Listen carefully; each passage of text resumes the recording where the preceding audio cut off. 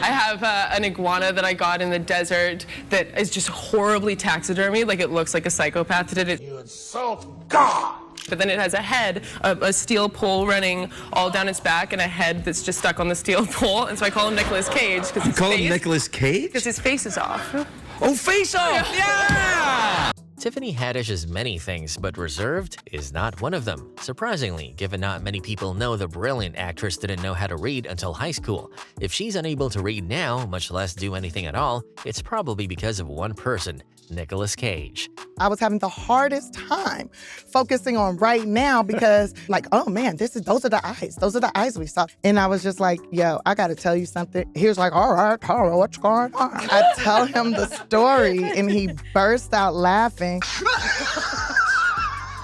And he was like, you know what's crazy is my first wife, she saw me in the movie and she said that's gonna be my husband one day, and we ended up getting married. Kesha's love for music is so profound she can play multiple instruments as well as she can sing. Nothing else comes close until Nick steps into the room.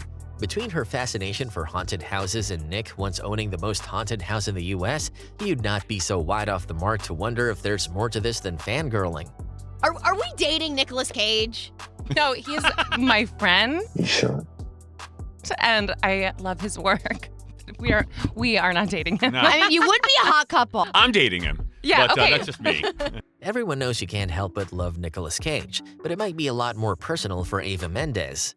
Given her fascination with cemeteries and Gothic art, nothing says feel at home quite like a guy who transforms into a vengeful spirit with a fiery skull at night. You earlier just said that you like the departure of Ghost Rider, that he doesn't wear tights or he doesn't hide behind a mask. Well, yeah.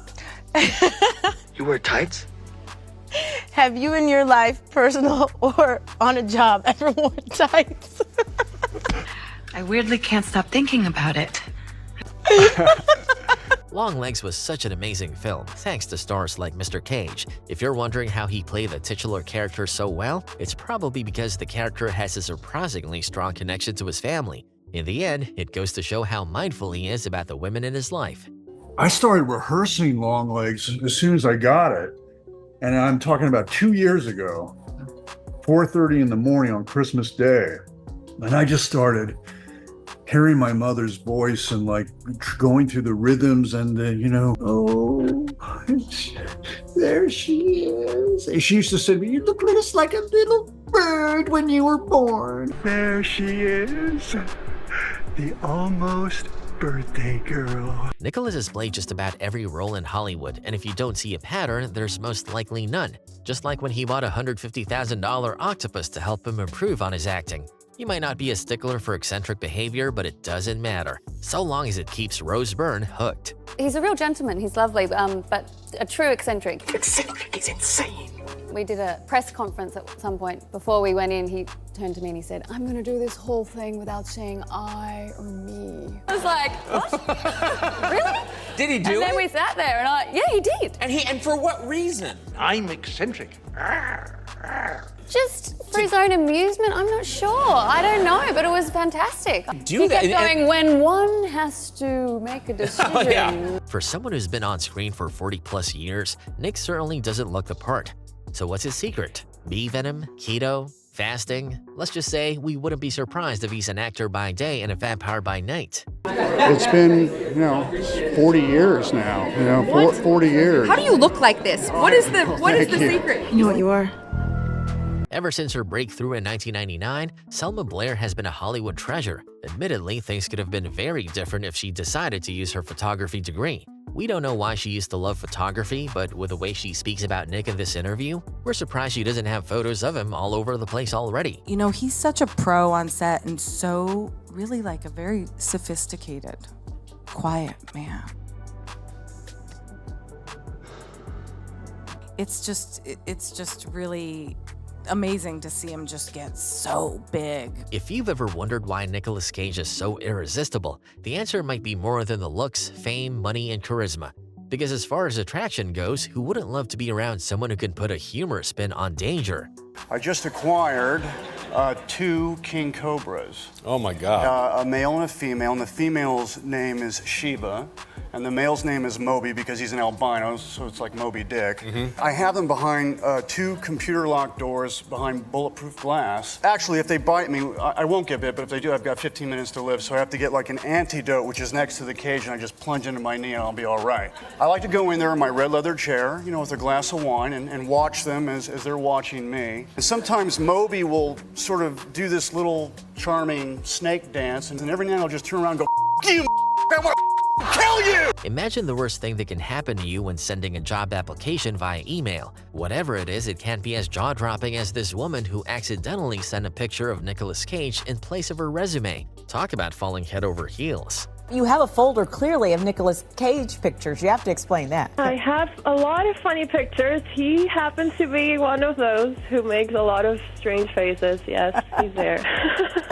What I'm surprised about is the reaction it got and how many people took it and blew it up out of proportion. Nicolas Cage has played some pretty badass roles, so many they might make you think, well, that's gotta come from somewhere, but that couldn't be further from the truth.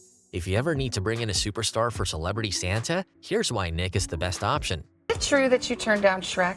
Yes, that is in fact true. But there was a report that it was because you thought the character was ugly. Well, that's got to be crazy. Well, I'm not afraid to be ugly in a movie. I mean, have a look at Adaptation. I'm as ugly as a turd coughed up by a cat in that movie. But I must say that when you're drawn, in a way it says more about how children are going to see you than anything else. And so I care about that. I want kids to look at Grog and go, well, he's a little scary, but he's a big teddy bear. And I wasn't sure I could do that with Shrek. Everybody has an opinion about magic. Most don't think it's real, and if it is, it has to be done in a certain way.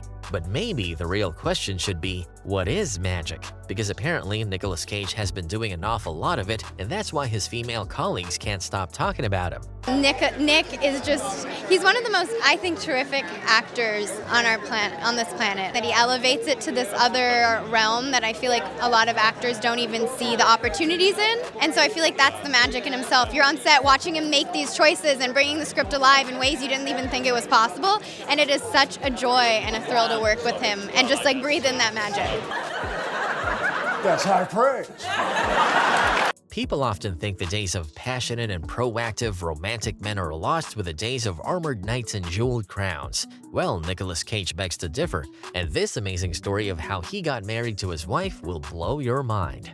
Are you impatient? Well, I try not to be. Problem was, like, we spent this wonderful time together. I went to Japan. I met her in a beautiful restaurant in Tokyo, and I escorted her back. And then COVID hit, and then she had to go back, and I couldn't see her, and I didn't want it to stop. So I said, let's take it to the next level. I love you. Please marry me. And she said yes. So that's what happened. I love that. On FaceTime. We always like to think we know a lot about Nicolas Cage because of all the time he spends in the spotlight. Well, Gina Gershon does us all one better, and her special secret about Nick might just make you jealous. I think we got lucky with our whole cast, and yeah, I was saying to Nick, we're so much more mature in this one than we were in Face. You're like really kind of naughty kids. Tell us those stories.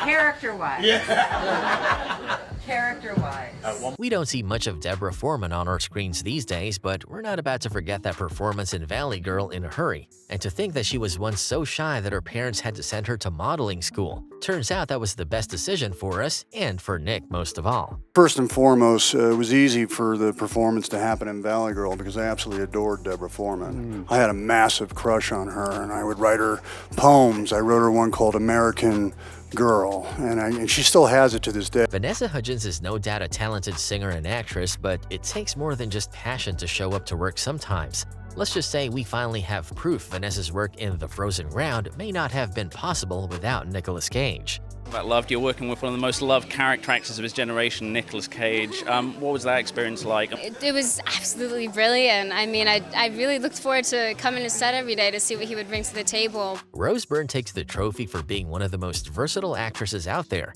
From convincing roles in horror to laugh-out-loud moments in comedy, she's shown us that she's quite capable of everything and anything. You'd think that's such a hard skill to top, but Rose's confession changes everything, and it's got everything to do with Nicolas Cage. What was your most memorable moment working with Nicolas Cage in Knowing?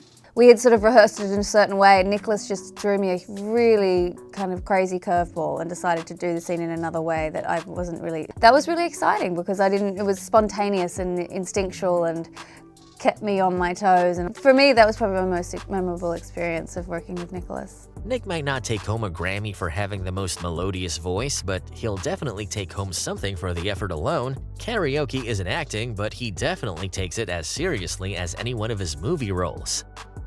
Blackberry, purple,